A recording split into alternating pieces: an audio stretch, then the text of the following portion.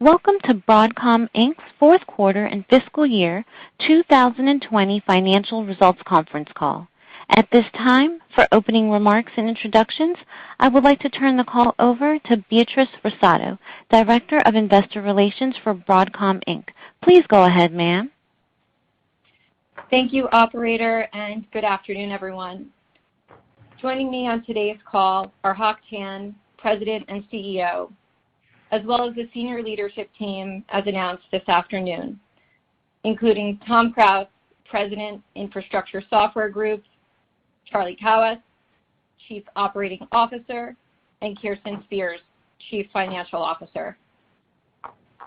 Broadcom also distributed a press release and financial tables after the market closed, describing our financial performance for the fourth quarter and fiscal year 2020. If you did not receive a copy, you may obtain the information from the Investors section of Broadcom's website at broadcom.com. This conference call is being webcast live, and a recording will be available via telephone playback for 1 week. It will also be archived in the Investors section of our website at broadcom.com. During the prepared comments, Hock, Kirsten, and Tom will be providing details of our fourth quarter and fiscal year 2020 results, guidance for our first quarter, as well as commentary regarding the business environment. We'll take questions after the end of our prepared comments.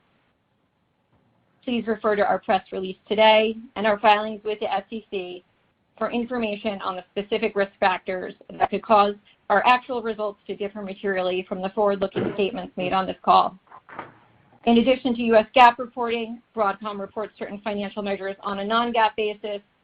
A reconciliation between GAAP and non-GAAP measures is included in the tables attached to today's press release. Comments made during today's call will primarily refer to our non-GAAP financial results. And with that, I'll turn the call over to Hock. Thank you, Bea. Before I discuss our results, I do want to highlight the senior leadership appointments we just made around the same time this afternoon, which is all about ensuring continued growth and success of Broadcom.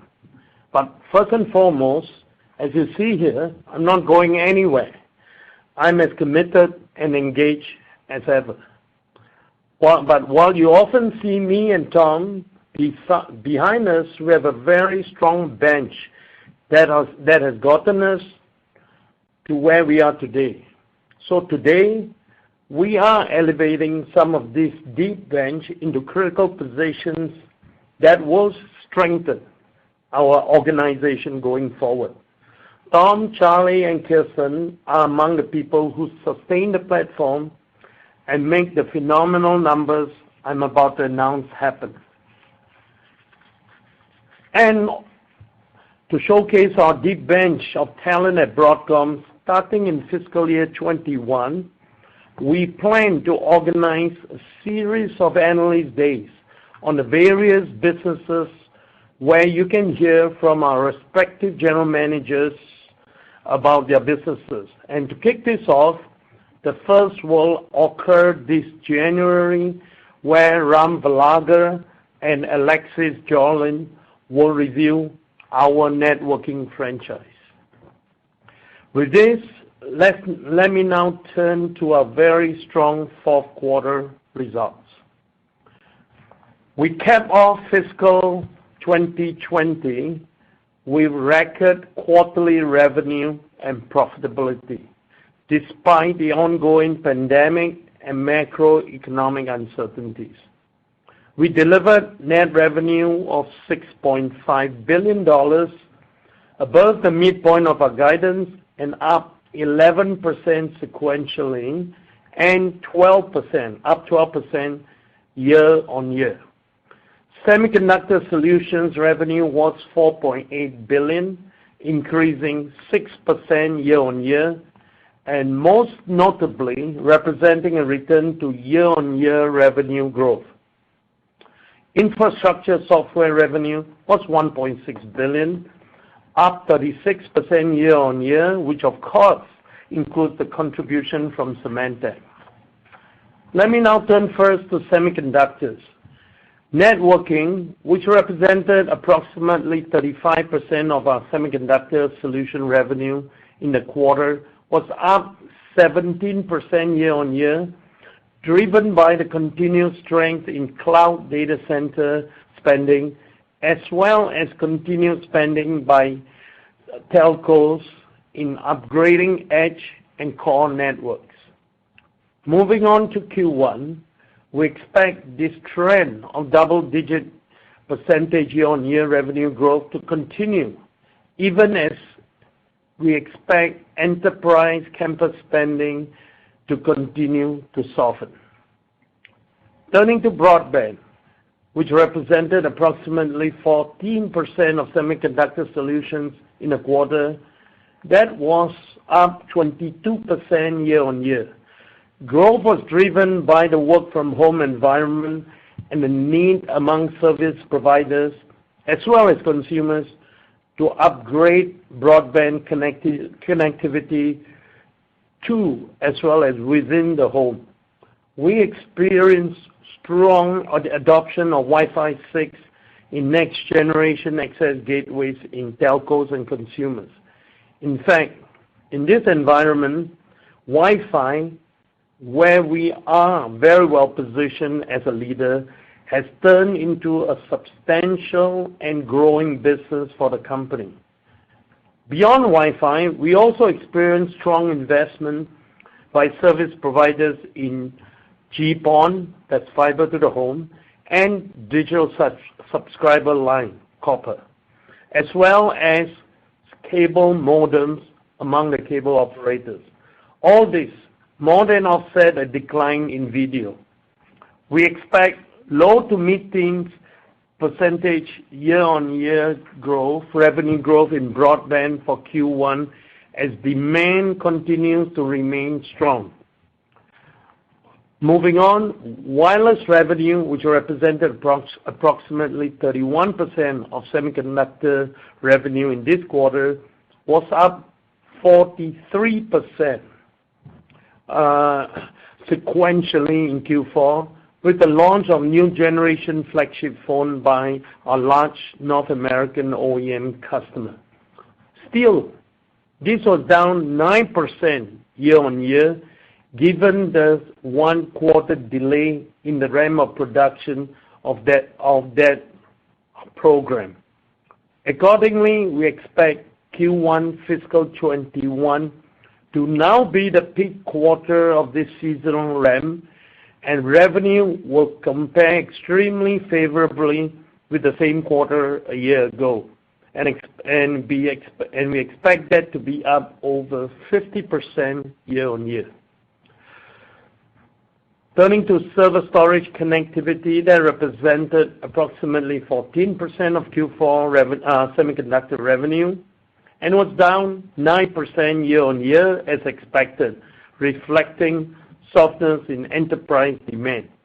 Turning to Q1, we expect revenue to continue to decline, and given a strong Q1 compare in fiscal 20, we expect this to be down double digits, even as much as perhaps 20%.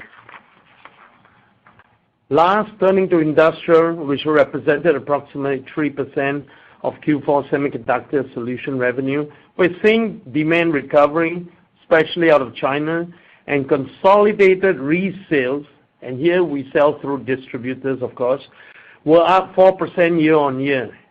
And we forecast such resales in Q1 to start to accelerate to mid-teens year-on-year growth as the recovery in industrial and auto continues.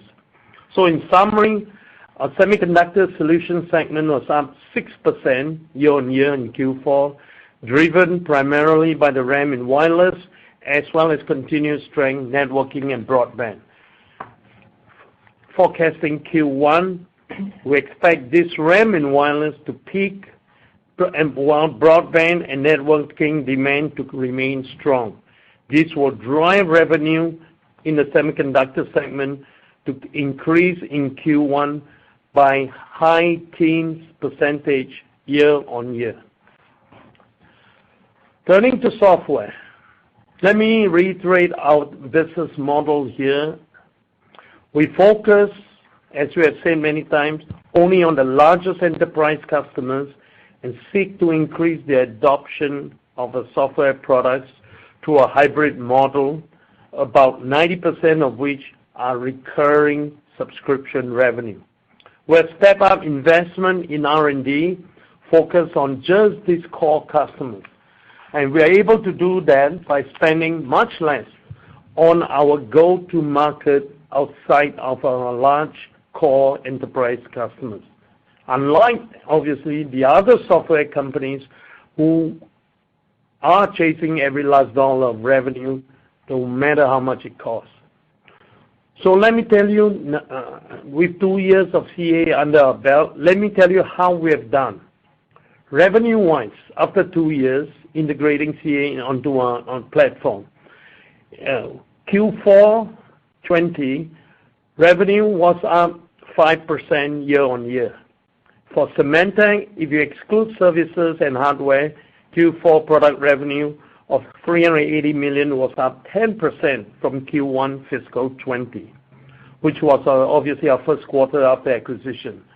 But if we just look at revenue from our core accounts in CA, this was in fact up double digits, closer to 12% year on year, driven by bookings which have continued to grow double digits on an annualized basis. This growth in core accounts has obviously more than offset the planned decline in services and attrition of accounts outside our core enterprise customers. That's how we expect to sustain our core software business long term, albeit at low to mid single-digit percentage revenue growth. But we intend to drive to a financial outcome that is consistent with the Broadcom model. You'll hear more on that from Kirsten when she talks about our financial model. So looking ahead to next quarter on a year-on-year basis, we expect CA and Symantec software revenue to continue to grow in the mid-single digits. However, in Q1 fiscal 21, we expect Brocade to decline high single digits, consistent with softness in enterprise markets, resulting in our infrastructure software segment revenue to be flat to perhaps up low single digits percentage year over year. In summary, we expect Q1 consolidated net revenue of $6.6 billion, up approximately 13% year over year, all derived organically. Today, we are in a unique situation. We started fiscal 2021 with record backlog that has now grown to over $14 billion today. But the timing of this conversion of backlog to revenue will be driven by a supply chain which continues to be tight. Finally, I want to take the opportunity here to thank our team for all their work in fiscal 2020. This has undoubtedly been a challenging year, and through it all of our employees have demonstrated unwavering focus and resilience. Because of their hard work, our mission-critical technologies have never been more relevant than they are today. And with that, let me turn you over to Kirsten. Thank you, Hock. By way of background, while I've been a part of Broadcom for more than 6 years, my history in accounting and reporting roles for legacy companies AVGO and LSI dates back over 20 years. I'm proud of the strong finance organization that Broadcom has built, and I look forward to working together. I know Hock just gave you the details on revenue, which I'll recap before moving down the P&L to discuss our fourth quarter performance, which clearly demonstrates our strong foundation for future growth. Consolidated net revenue for the fourth quarter was $6.5 billion, a 12% increase from a year ago. Semiconductor Solutions revenue was $4.8 billion and represented 75% of our total revenue this quarter. This was up 6% year-on-year. Revenue for the Infrastructure Software segment was $1.6 billion and represented 25% of revenue. This was up 36% year-on-year given the inclusion of Symantec. Continuing down the P&L, gross margins were 74% of revenue in the quarter, up approximately 370 basis points year-on-year. The expansion in gross margin year-on-year was driven by favorable product mix in semiconductors and a higher percentage of software revenue. Operating expenses were $1.1 billion, up 10% year-on-year, due primarily to the addition of Symantec. Operating income from continuing operations was $3.6 billion and represented 56% of revenue. Operating margins were up approximately 400 basis points year-on-year. Adjusted EBITDA was $3.8 billion and represented 59% of revenue. This figure excludes $139 million of depreciation. Gross margins for our Semiconductor Solutions segment were approximately 68% in Q4, up 320 basis points year-over-year, driven by an improved product mix. This mix included more networking products and less wireless. As you know, wireless carries around 10 points less margin on product profitability than the rest of our semiconductor portfolio. Operating expenses were $777 million in Q4, or 16% of Semiconductor Solutions revenue, compared to $727 million in the prior year period, as we continue to invest in our business. R&D costs as a percentage of revenue for Q4 was approximately 14%, and SG&A as a percentage of revenue was 2%. Operating margins for our Semiconductor Solutions segment were 52% in Q4, up 290 basis points year-on-year. All told, in Semiconductor Solutions, revenue was up 6% and operating profit grew 12%. Gross margins for our Infrastructure Software segment were 90% in Q4, up 130 basis points year-over-year. Cost of revenue primarily includes costs of product support, hosting for our SaaS products, professional services, and hardware.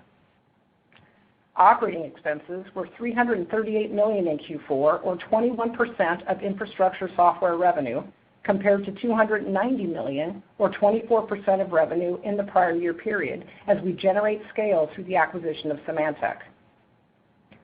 R&D costs as a percentage of revenue for Q4 was approximately 12%, and SG&A as a percentage of Infrastructure Software revenue was 9%. Operating margin was 69% in Q4, up 480 basis points year-over-year. Our operating margins reflect our model, which is about focusing on the largest enterprise customers and increasing our share of their wallet in terms of our software portfolio. Given this model, we are able to focus our R&D investments on a strategic group of customers, and by doing so, reduce costs primarily on go-to-market. This is how we get to operating margin of about 69%, which we believe we can sustain. Looking at cash flow, we had quarterly free cash flow of $3.2 billion, representing 50% of revenue. This is up 36% year-on-year as we managed our working capital more tightly during this pandemic. Moving on to capital allocation for Q4, we paid our common stockholders $1.3 billion of cash dividends. We also paid $185 million in withholding taxes due on vesting of employee equity, resulting in the elimination of approximately 500,000 AVGO shares. We ended the quarter with 407 million outstanding common shares and 451 million diluted shares. Note that we expect the diluted share count to be 450 million in Q1. On the financing and balance sheet front, we reduced total debt by $3 billion in the quarter. All told, we ended the quarter with $7.6 billion of cash and currently have $12.6 billion of liquidity, including our $5 billion revolver. We ended the quarter with $41.1 billion of total debt, of which approximately $800 million is short term. I'll now turn the call over to Tom. Thank you, Kirsten. Let me now recap our financial performance for fiscal year 2020. Our revenue hit a new record of $23.9 billion, growing 6% year on year. Semiconductor Solutions revenue was $17.3 billion, down 1% year over year. Infrastructure Software revenue was $6.6 billion, which included $1.5 billion from Brocade, which was down 17% year on year, $3.5 billion from CA, which was up 4% year on year, in addition to Symantec, which was $1.6 billion. Gross margin for the year was a record high of 73.5%, up from 71% a year ago. The addition of Symantec, as well as a beneficial mix in semiconductor product sales, drove the gross margin expansion. Additionally, operating expenses were $4.6 billion, which included the addition of Symantec. Operating income from continuing operations was $12.9 billion, up 8% year over year, and represented 54% of net revenue. Adjusted EBITDA was $13.6 billion, up 8% year over year, and represented 57% of net revenue. This figure excludes $570 million in depreciation. We accrued $644 million of restructuring and integration expenses and made $583 million of cash restructuring and integration payments in fiscal 2020. We spent $463 million on capital expenditures, and free cash flow represented 49% of revenue, or $11.6 billion. Free cash flow grew 25% year over year. Now on to capital allocation. For the year, we returned $6 billion to our common stockholders, consisting of $5.2 billion in the form of cash dividends and $800 million for the elimination of 2.6 million AVGO shares. We also paid $299 million in dividends to our preferred stockholders. I would also note, through the refinancing and liability management activities we've undertaken this year, our weighted average debt maturity is now approximately 6 years, with a weighted average interest rate of approximately 3.5%. Looking ahead to fiscal 2021, we remain committed to returning approximately 50% of our prior year normalized free cash flow to stockholders in the form of cash dividends. With that, on the dividend, based on approximately $12 billion of free cash flow in fiscal year 2020, we are increasing our target quarterly common stock cash dividend starting this quarter to $3.60 per share. This constitutes an increase of 11% and assumes a basic outstanding share count of 413 million shares at the end of fiscal 2021. We plan to maintain this dividend payout throughout this year, subject to quarterly board approval. Consistent with our capital allocation policy, we will reassess the dividend this time next year based on our fiscal 21 free cash flow results. With that, I'll turn the call back over to Bea. Thank you, Tom. At this time, we'll open the call for questions. We have Hock, Tom, Kirsten, and Charlie available to answer any questions. So, operator, please go ahead and kick us off. Thank you so much. Ladies and gentlemen, to ask a question, you will need to press star 1 on your telephone. We ask that you please limit yourself to one question. Please stand by while we compile the Q&A roster. Our first question will come from Craig Hettenbach with Morgan Stanley. Please go ahead. Yes, thank you. Question for Hock. I think on the call a year ago you talked about an increase in R&D investment in those areas in cloud, photonics, I think wireless infrastructure. So just wanted to get an update on how that's progressing and the visibility into kind of revenue from that R&D investment.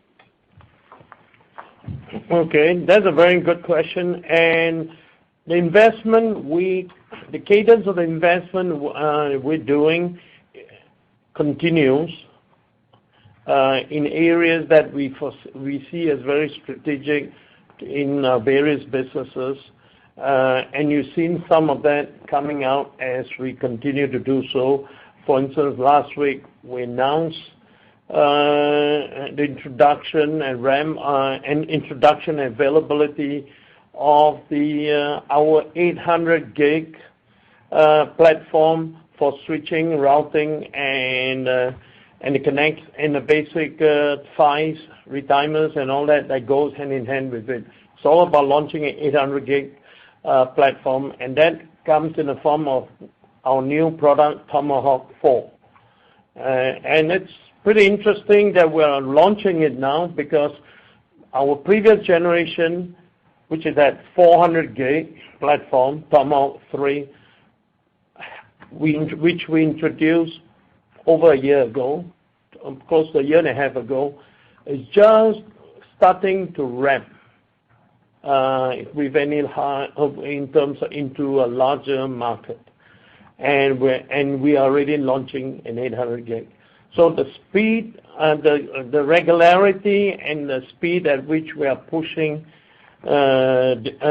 these products is definitely something we intend to keep. Where we're coming out with a newer generation, probably that is probably 2x throughput capacity, and a regularity of 18 months to 2 years on a consistent basis, because that's what our hypercloud customers want.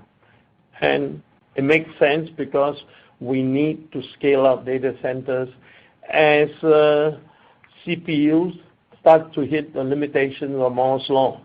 Now that's one example. As part of that, as we indicated a year ago, we're stepping our investment in areas of silicon photonics, basically to enable interconnects at very high throughput, at very high bandwidth. And that's been going very, very well. It's a multi-year investment. And as we indicated, from the last time we talked about it, we're now only on the second year. But we expect to have something that will make sense, and that will be out to the marketplace within a generation or two of our platforms in switching and routing. And that's on that aspect of it. In terms of further investments, we have step up investment, as I indicated in my report, on Wi-Fi, on connectivity of basically 802.11ax now. And we launched that platform 2 years ago, and very successful. And we're already working on we have invested a lot on the next generation Wi-Fi 7 successor to this Wi-Fi 6. In between, we're putting out 6 gigahertz Wi-Fi. That's Wi-Fi 6E, which is the spectral bandwidth recently was approved by the FCC not that long ago. And we already have our first product certified by the FCC recently. We're the first out there. So we intend to be in the lead, for instance, in this wireless connectivity, which, by the way, today, as I indicated, represents a very substantial and growing part of our business. And it's a testimonial to the level of investment and success we've gotten in this area.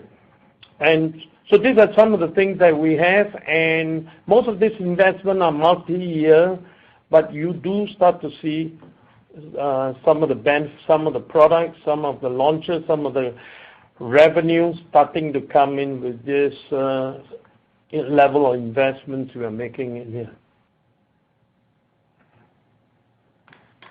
Thank you. Our next question will come from Vivek Arya with Bank of America Securities. Please go ahead. Thanks for taking my question, and good luck to Tom and Kirsten and Charlie in your new roles.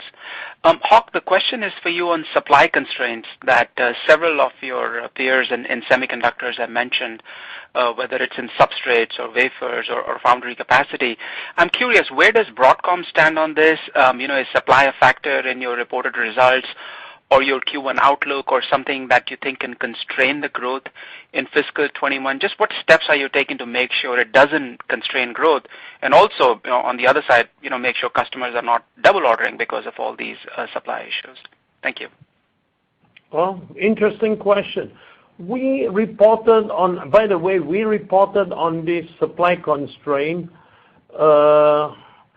at least 3 months ago when we did our earnings call. In fact, probably even earlier than that. We have seen, probably even 2 quarters ago, we have seen that supply constraint. And we were one of the first to report on it.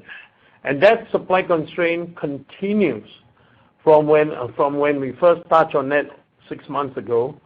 And it's in some area, it just seems to revolve in different specific areas. where it is. We talk about wafers then. Since then, people, as you correctly pointed out, and we hear here in the news, substrate is a consideration. And believe me, beyond that, wire bonding is even a possible constraint, depending on whether more and more automotive legacy products come in. So we operate in an environment, and I mentioned in my remarks, that is fairly unique. Here we are in the middle of a pandemic. Here we are where there are winners and losers, even in the product lines, even in the industry we're in, where there are some businesses where demand is just booming, and we touch on that in networking, in broadband, and some areas, particularly in enterprise, where they're not so strong. But what we also see is a capacity from our supply chain that is tight. That's way to do it. And we've seen that for months, and we've taken a lot of actions to have addressed it, and we continue to do that.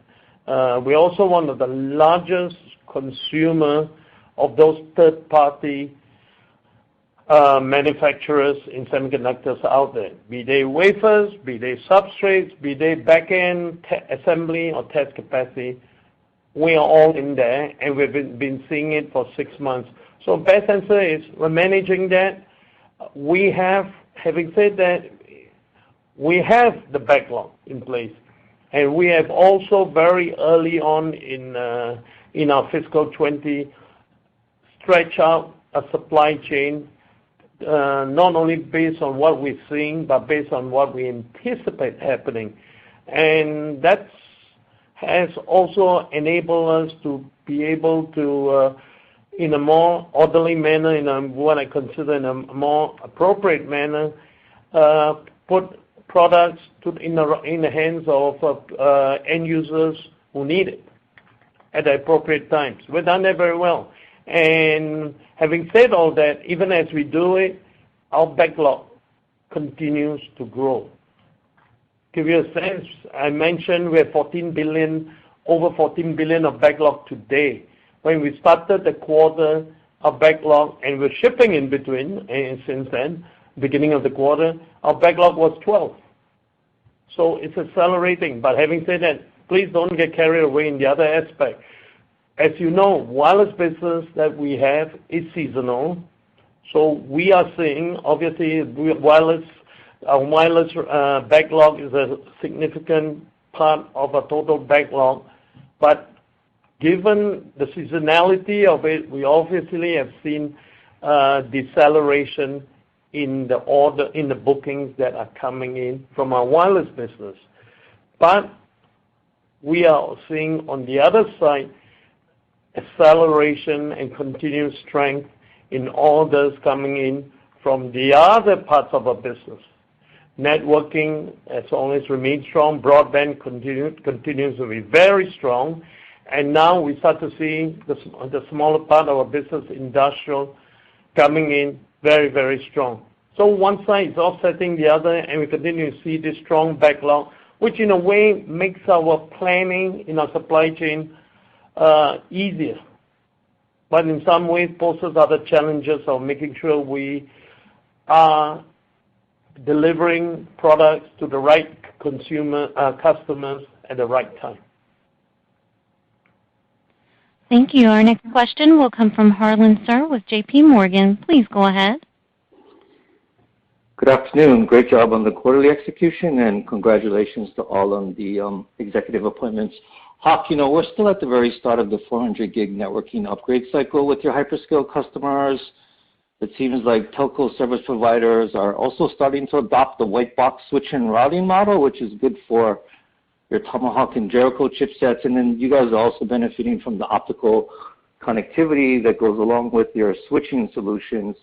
Beyond this quarter, do you see sustainability of the networking upgrade and spending cycle through next year? And then given the wafer and substrate constraints, are your lead times in networking expanding beyond 6 months now? Very good question, Alan, and thank you for your kind words. To answer the first part, yeah, our new product generation in 400G platform, as I mentioned earlier, is starting to ramp up in a big way this fiscal 21. It started in 20 with a couple large hyperscale customers, and it's been ramping up with many more fiscal 21, and I'm sure it goes on to 22. And we do not see a slowdown in the demand. And you're correct, service provider and operators are also adopting these merchant silicon India routing platforms on their networks, as I mentioned, particularly in core as well as edge. And we're seeing very, very good demand and success, as evidenced by the backlog and orders we're getting from service providers and not just hypercloud, particularly service providers on our merchant silicon Jericho family. So that's good. And do I see that continuing? Probably, as far as you can see, 21. Our lead times is now beyond 6 months, to answer your question. So, and just to end a further thought, we have a policy in this company that we adhere to very, very strictly, both because of financial governance. Any orders placed on us, we do not allow to be canceled. All our customers know that. All our partners know that. So we actually seeing real demand out there at least 6 months. And that brings us pretty close to that brings us in fact to the second half of fiscal 21 at that point. And I guess, as many of you will know, just in time for the beginning of a seasonal ramp of the next generation wireless products. So our 21 visibility appears to be remarkably better than we usually have at this point in the beginning of a fiscal year. Thank you. Our next question will come from Stacy Rasgon with Bernstein Research. Please go ahead. Hi, guys. Thanks for taking my questions. I had a question on the wireless trajectory. Last quarter, just given the change in seasonality, you had given us a little bit of color. Actually, on this quarter, you said it would probably still grow sequentially.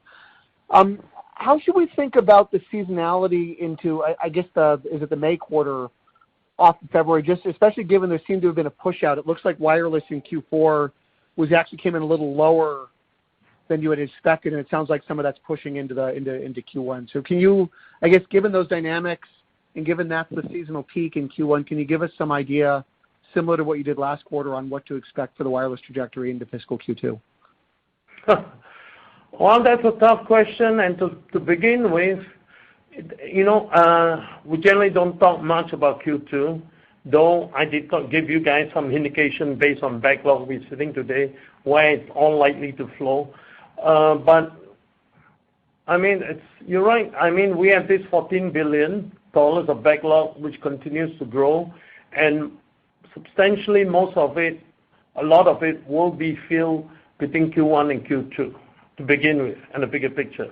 But where you ask in respect of wireless, you're correct also in pointing out when we do year-on-year comparisons now, it's very interesting because the Q4 fiscal 20, the quarter we just finished and reporting on, becomes the first quarterly ramp of our wireless business.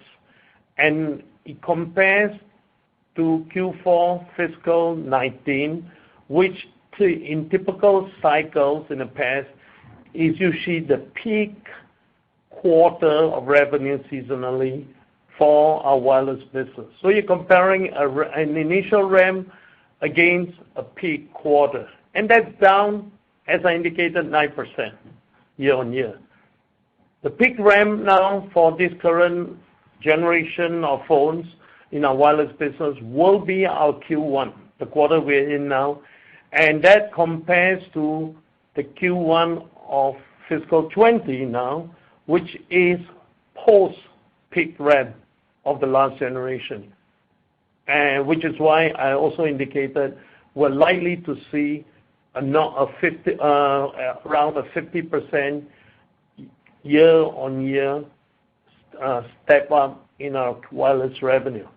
Now we go on to Q2, and I think things get back to more normalcy, and as always, expect wireless to demonstrate a seasonality as probably the bottom quarter of an annual cycle. Thank you. Our next question will come from John Pitzer with Credit Suisse. Please go ahead.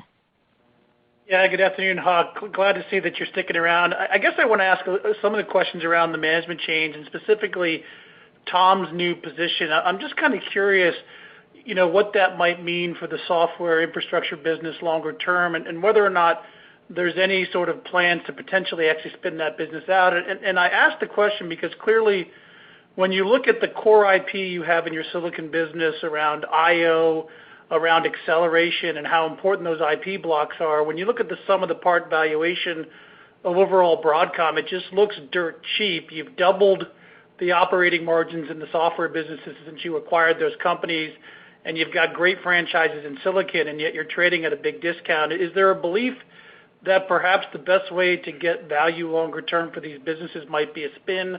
And is that part of the rationale behind Tom's new position? Oh, no, I love the fact you speculate so vividly here. But no, there's no plan. I think it's just that the software businesses, especially go-to-market, is a very interesting play for this company because Broadcom as a whole, and you look at us, we are around $25 billion, roughly, give or take a few billion in revenues each 1 year. We're a technology company, purveyors out there, technology suppliers to an ecosystem. And by that I mean an ecosystem that addresses end users, be they hypercloud, be they service providers, or be they basic large, we tend to focus large enterprises out there, like the banks, insurance company, travel agency, whatever the end user. We look at this as our eventual end-use customer. That's our ecosystem. And as key part of our ecosystem, we have partners with the OEMs. Some distributors, but largely our key partners are the OEMs. And these are our partners. These are, in a way, important partners that we often sell our products with and through. We look at it that way. So when you look at it that way, end-use software, infrastructure software, is no different than the silicon solutions, hardware and software tied to it, that we sell out there. It's just that we tend to sell silicon software through partners, with partners, who wrap it in a system and goes to end users, versus infrastructure software where we tend to go direct, though not all the time. Sometimes we go with service providers like IBM GTS or DXC that sells it through. But ultimately it goes to end users who uses our software. And we look at an ecosystem that way, it makes total logical sense that we have a unified platform that does everything across. Because at the end of the day, we are still fulfilling to the same end users, whether they're semiconductor hardware solutions with software developers kit, SDK, or other operating system, or straight infrastructure software, some with appliances too, I could add. And so that is, to us, long term, it's very logical they stay together. Thank you. Our next question will come from Ross Seymour with Deutsche Bank. Please go ahead. Hi, thanks for letting me ask a question, and congrats to all the senior appointments. I guess this one could be for Hock, Tom, or Kirsten. I want to talk about the capital allocation side. Versus a year ago, you've delevered the balance sheet, pushed out the maturities, locked in some good rates. So there doesn't seem to be an issue there. You're comfortable enough to raise your dividend significantly. So I wanted to hear what your thoughts are, especially given the pandemics and what's going on with the backlog being as large as it is.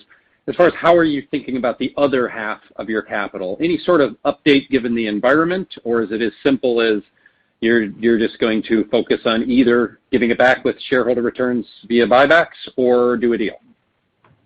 Yeah, hey Ross, it's Tom. I'll take that one. I think it's very much back to business as usual. I think obviously 2020 we got into the crisis mode earlier in the year. I think we focused a lot on pushing out maturities. We padded the balance sheet from a liquidity standpoint, which we continue to do.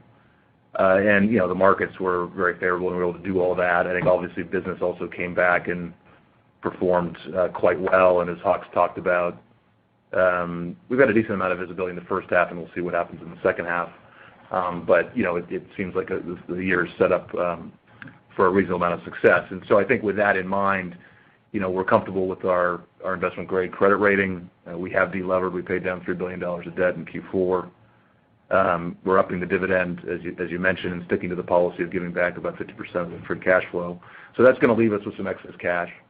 And we always look at it as, what are the right relative returns, and what's best for shareholders. And that usually means buying back stock or doing M&A.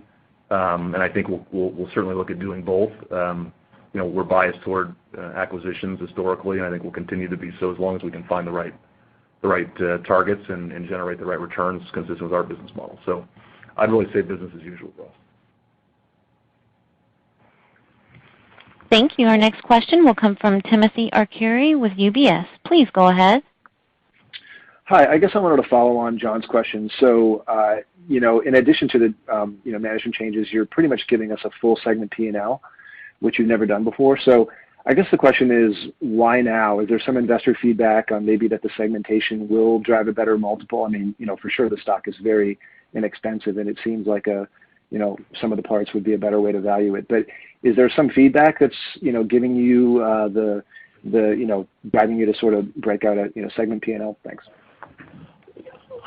Tim, you answered your own question perfectly. Yes, we're doing it because we feel that we should give more disclosures, more specifics of our various businesses. As you noticed, in addition to giving full P&L, almost full P&L to the extent there is, because there's also some amount of allocation, but we try to be very representative of our two segments, semiconductors and infrastructure software.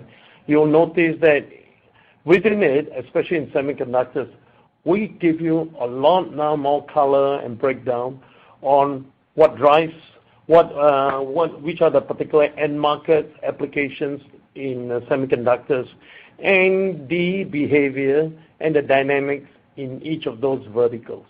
And something we understand we have been perhaps more lacking in the past, and which we try to remedy now by giving you guys much more details. And it's also in this particular environment, it is very, very important, I think, we give it, because I cannot say that all cylinders are firing like crazy. Because as we all know, they're not in this environment.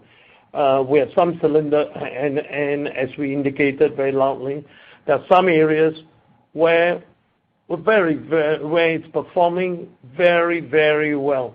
And it's performing very well, I should quickly hasten to add, not because we are super good in it, which we are, but we're also super good in the other areas that are not performing as well also. It's just the economy, it's the macroeconomy, the demand, and the unusual situation we're all in.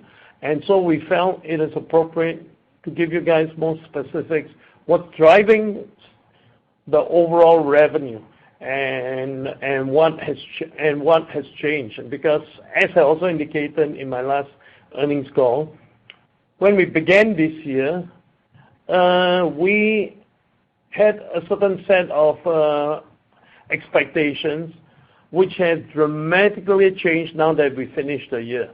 I had expected semiconductor as an industry to recover from downturns of 2019, obviously.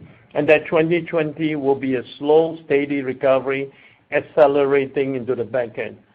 What we didn't expect is, in actual numbers, it did recover, but not everything recovered. And it's in a sense, it's a response to the requirements, the situation of a pandemic and a work-from-home environment. And so we see those businesses that are doing superbly.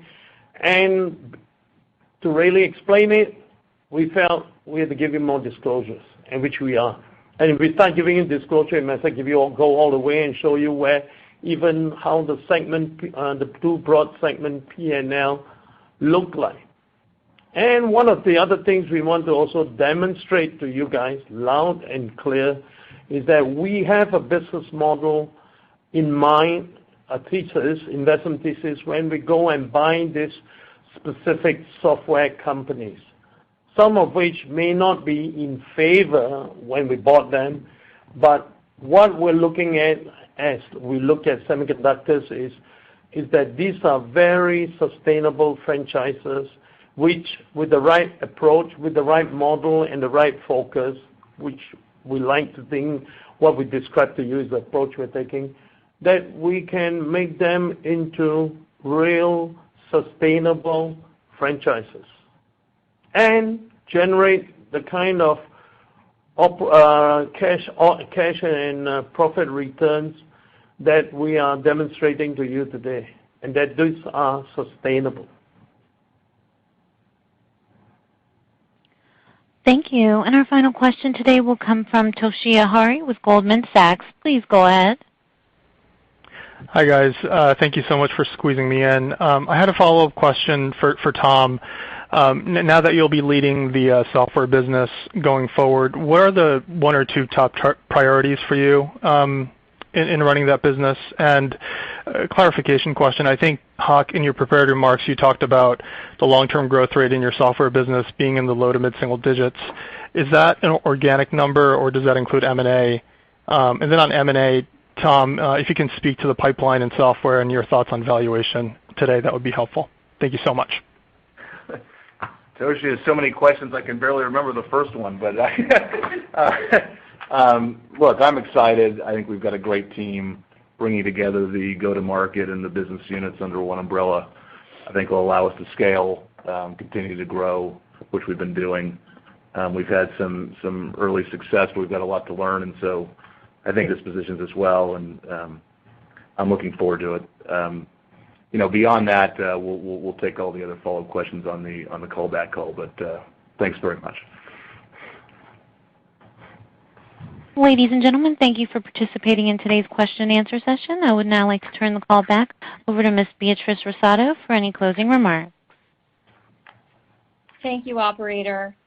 So in closing, we did want to note that we'll be kicking off the presentations by our general managers at the J.P. Morgan Tech Forum on Tuesday, January 12th. Hock will be joined by Ram Balaga and Alexis Bjorlin from our networking division to present at that event. So thank you. That will conclude our earnings call today. And operator, you may end the call. Well, ladies and gentlemen, this concludes today's conference call. Thank you for your participation.